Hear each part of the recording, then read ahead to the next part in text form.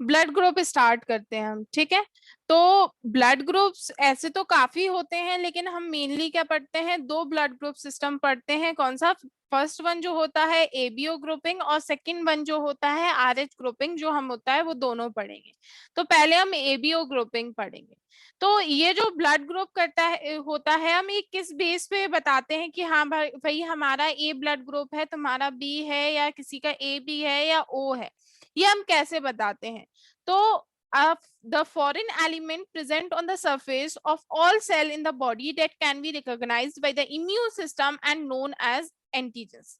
ठीक है, क्या होता है कि सरफेस पे, मतलब ये जैसे मानो हमारी आरबीसी है, ठीक है, आरबीसी की सेल मेम्ब्रेन पे कुछ फॉरेन एलिमेंट्स प्रेजेंट होते हैं, मतलब कुछ सरफेस प्रोटीन्स प्रेजेंट होती हैं। ठीक है, क्या होती हैं? कुछ सरफेस प्रोटीन्स प्रेजेंट होती है। मानो ये सरफेस प्रोटीन का हमने एक स्ट्रक्चर तुमको बनाकर दिखा दिया, ठीक है, प्रॉपर स्ट्रक्चर नहीं, एक बस ऐसे ही बता रहे हैं कि तुम लोगों को समझ में आए कि क्या होता है। कुछ प्रोटीन्स जो रहती हैं हमारे आरबीसी के सरफेस पर होती हैं, ठीक है।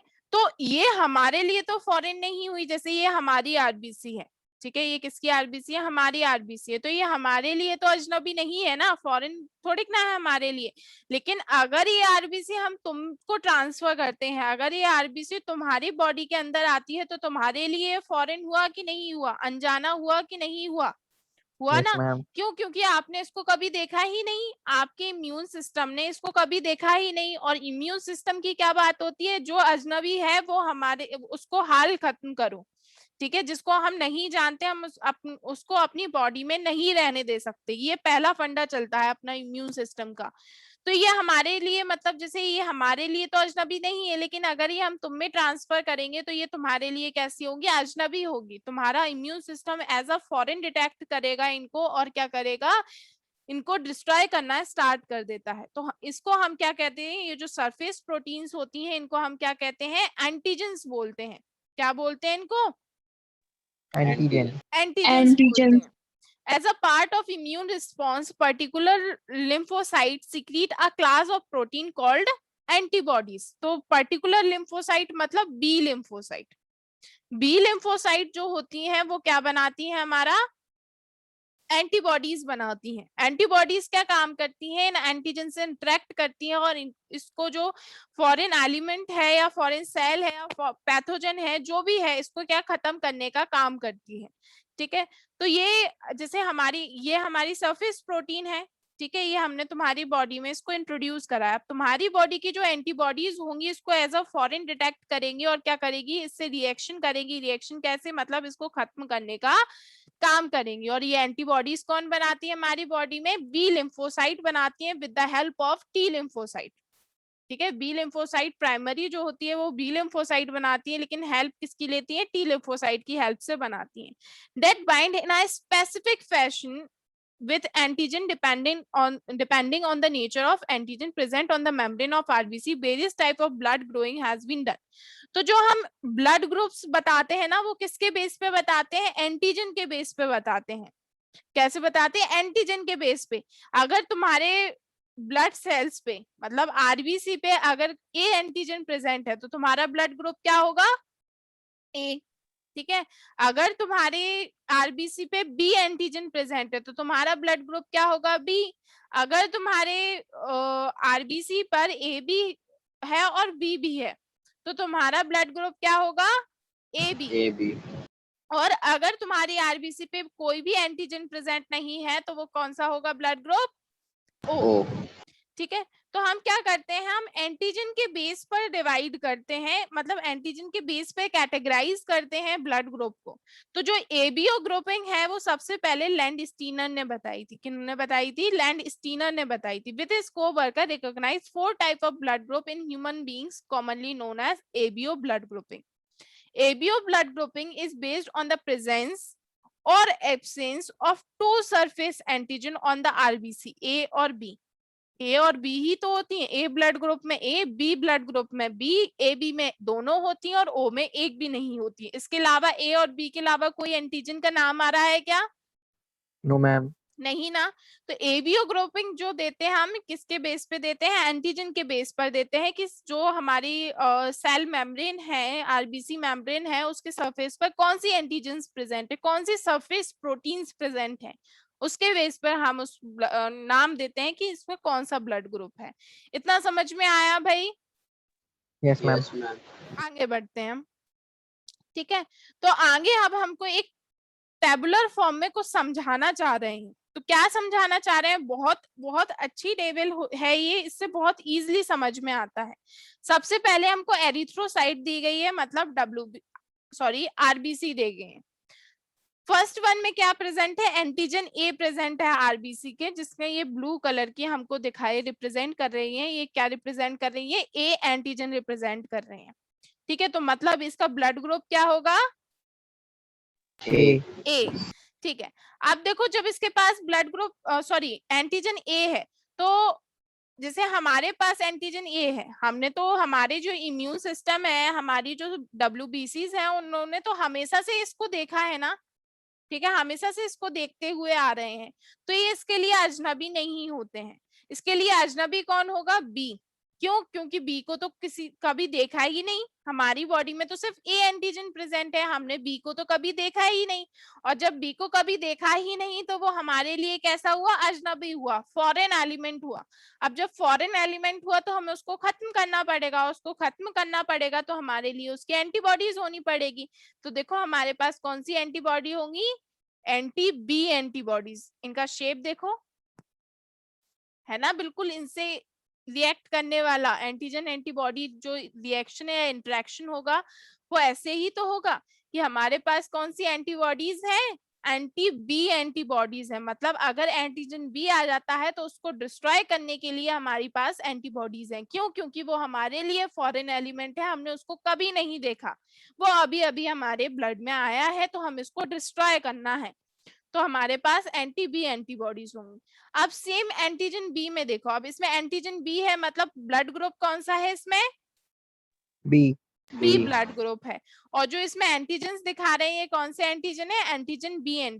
ठीक है, तो अब इसके पास कौन सी एंटीबॉडी होंगी, एंटी बी एंटीबॉडी होंगी, क्या एंटी ए एंटीबॉडीज होंगी, एंटी ए होगी। क्यों, क्योंकि फॉरेन इसके लिए कौन होगा, ए होगा, है ना, एंटीजन ए होगा। क्यों, क्योंकि कभी देखा ही नहीं भाई, जब देखा ही नहीं तो हम तो अजनबी हैं, तो क्या होगा, हमारे पास एंटी ए एंटीबॉडीज होंगी। ठीक है भाई, ये भी समझ में आ गया।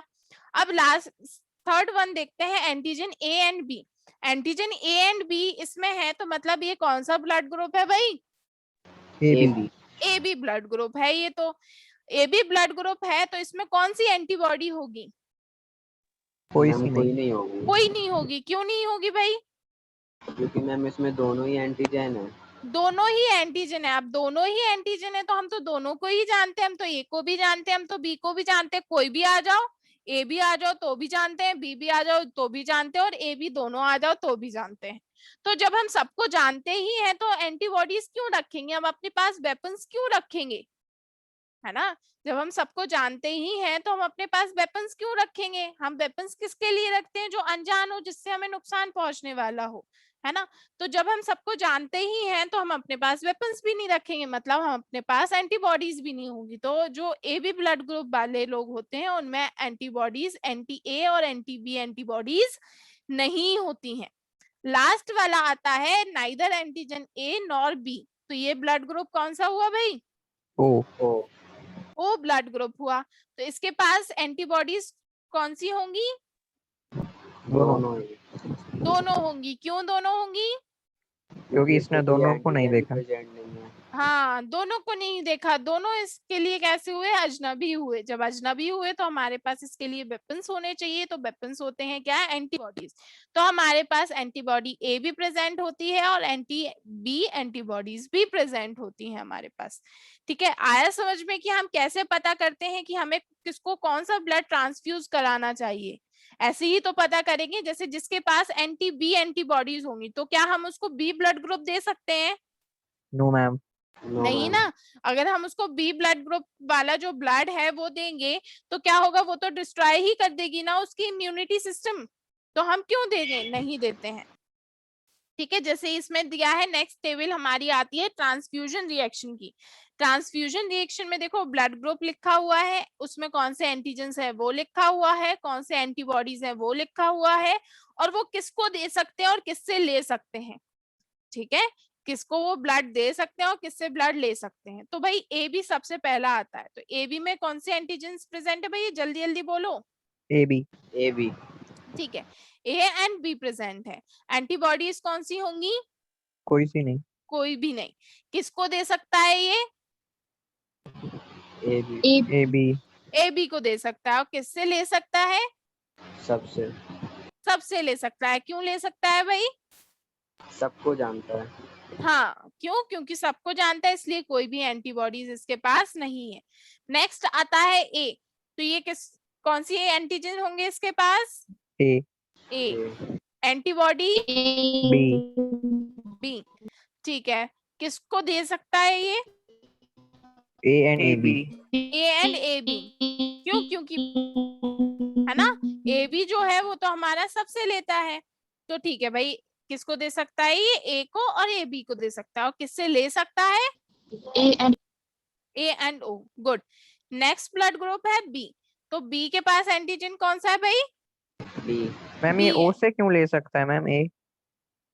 ओ से क्यों ले सकता है भाई, ओ के पास तो क्या कोई भी एंटीजन नहीं है ना, यस मैम। इसलिए ले सकता है। जब उसके पास कोई एंटीजन ही नहीं है तो वो एंटीबॉडीज किसको डिटेक्ट करेगी, यस मैम ठीक है है ना। यस ठीक है, मैम। तो ब्लड ग्रुप बी की बात कर रहे थे, तो एंटीजन क्या होगा ब्लड ग्रुप बी में, बी। बी। Antibodies A. किसको दे सकता है, B and A B. And A B. किससे ले सकता है भाई ये, बी एंड ओ। गुड। ठीक है, लास्ट ब्लड ग्रुप ओ, तो भाई ओ में कौन से एंटीजन प्रेजेंट होंगे, कोई से कोई नहीं। भी नहीं। कोई भी नहीं। Antibodies A and B. A and B, किसको दे सकता है, सबको। है ना, सबको दे सकता है, ए बी को भी, ए को भी, बी को भी और ओ को भी। ले किससे सकता है लेकिन, ओ। ओ से। मतलब ए बी सबसे ले सकता है, देखो ए बी जो है वो सबसे ले सकता है, और ओ जो है वो सबको दे सकता है। ओ जो है वो अच्छा डोनर होता है, और ए बी जो होता है अच्छा रिसिपिएंट होता है, सबसे ले सकता है भाई ये। ठीक है, अभी पॉजिटिव नेगेटिव की हम बात नहीं कर रहे हैं, क्योंकि पॉजिटिव नेगेटिव जो होते हैं वो अभी हम जस्ट इसके बाद पढ़ने वाले हैं। तो यहाँ तक समझ में आया भाई, यस मैम। Yes ma'am. है ना, यस मैम। गुड। अभी क्या करते हैं, हम आरएच ग्रुपिंग स्टार्ट करते हैं। ठीक है, अभी हमने एबीओ ग्रुपिंग देख ली, जिसमें हमने blood group A B O A B देखे। ठीक है, अब हम क्या देखते हैं, आरएच ग्रुपिंग देखते हैं। तो आरएच ग्रुपिंग में जैसे हम बोलते हैं ना, हमारा ओ पॉजिटिव है, हमारा ओ नेगेटिव है, या बी पॉजिटिव है, बी नेगेटिव है। तो जो हम पॉजिटिव नेगेटिव वर्ड यूज करते हैं, पॉजिटिव नेगेटिव जो हम यूज करते हैं, वो क्यों करते हैं, तो वो भी हमारा एक ब्लड ग्रुपिंग सिस्टम ही है। ठीक है, जिसको हम आरएच ग्रुपिंग बोलते हैं। आरएच क्यों बोलते हैं, क्योंकि ये पहली बार हमको रीसिस मंकी में सबसे पहले देखा गया था। ठीक है, एक रीसिस मंकी होते हैं, वैरायटी ऑफ मंकी होती है, जिसमें हमने सबसे पहले ये एंटीजन जो था वो एक्सट्रैक्ट किया गया था, उससे देखा गया था। ठीक है, तो ये जो है इसमें क्या होता है, हम एच एंटीजन के बेसिस पे बताते हैं, एच एंटीजन के बेसिस पे हम ये ग्रुपिंग करते हैं। तो जिसमें ये एच एंटीजन प्रेजेंट है हम उसको पॉजिटिव बोल देते हैं, और जिसमें ये एच एंटीजन एब्सेंट है उसको क्या बोल देते हैं, नेगेटिव। नेगेटिव बोल देते हैं। बहुत सिंपल है भाई, एच एंटीजन अगर प्रेजेंट होगा तो पॉजिटिव बोल देंगे, एच एंटीजन अगर एब्सेंट होगा तो नेगेटिव बोल देंगे। RH factor is a group of antigen found on the red blood cell. ये भी सरफेस प्रोटीन्स है, तो ये भी हमारे रेड ब्लड सेल की जो मेम्ब्रेन है उस पर प्रेजेंट होता है ज्यादातर लोगों में। तभी तो हमने प्रेजेंट और एब्सेंट वाली कंडीशन रखी।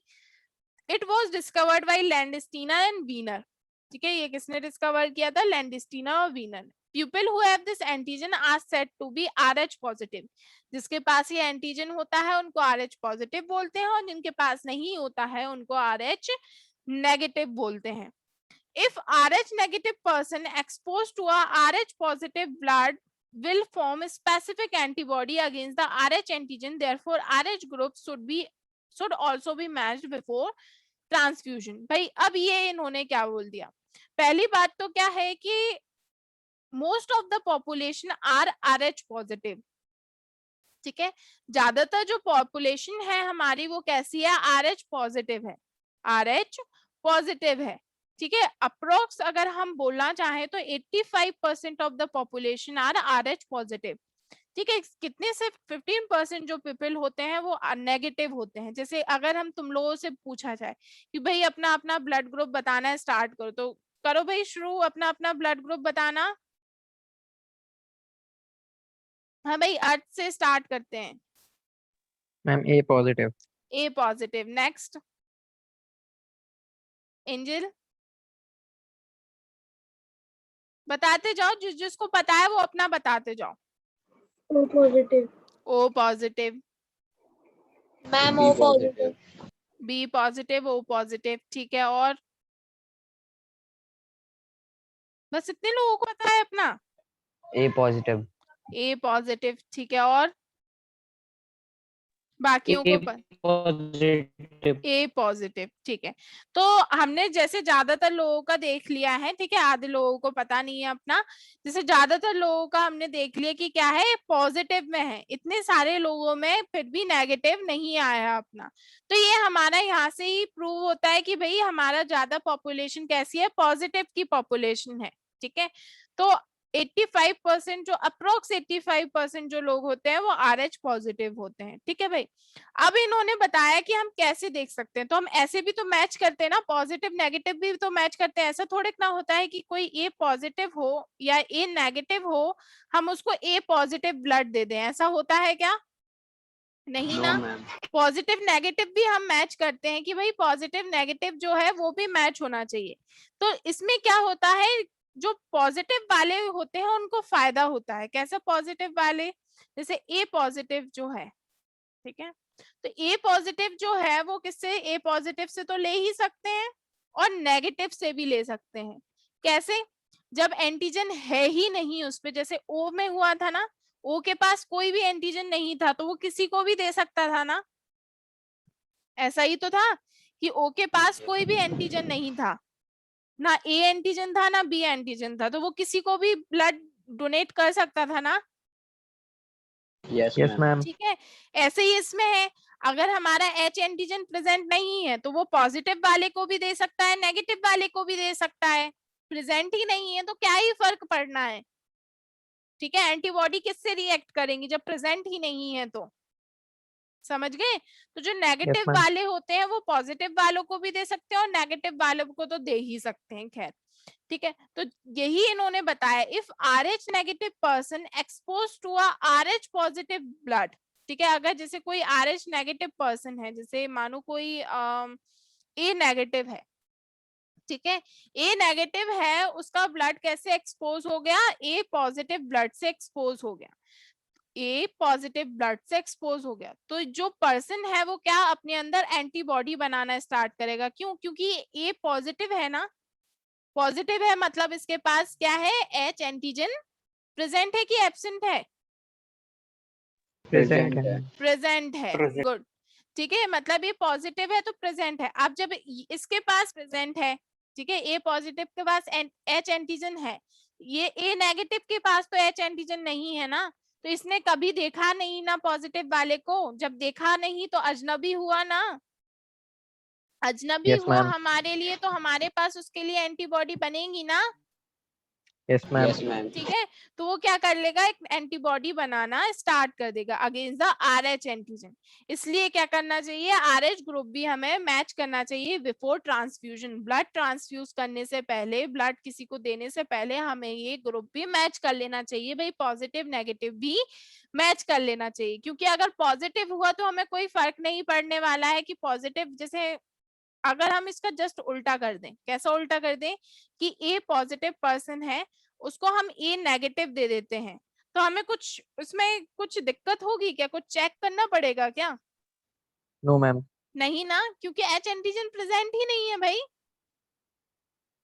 नेगेटिव वाले में H एंटीजन प्रेजेंट ही नहीं है। अब जब प्रेजेंट ही नहीं है तो हमें किस बात की टेंशन है, ठीक है, जैसे ओ में टेंशन नहीं होती है हमें, ओ हम किसी को भी दे देते हैं क्योंकि एंटीजन नहीं है। जब एंटीजन ही नहीं है तो एंटीबॉडी किससे रिएक्ट करने वाली है? किसी से रिएक्ट नहीं करने वाली। किससे इंटरेक्ट करेंगी? किसी से इंटरेक्ट नहीं करेंगी।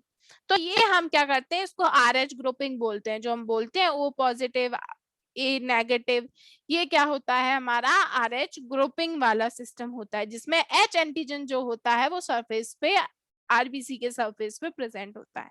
इससे रिलेटेड एक डिसीज होती है, इससे रिलेटेड, इस RH ग्रुपिंग से रिलेटेड एक डिसीज होती है जिसको बोलते हैं एरिथ्रोब्लास्टोसिस फीटालिस।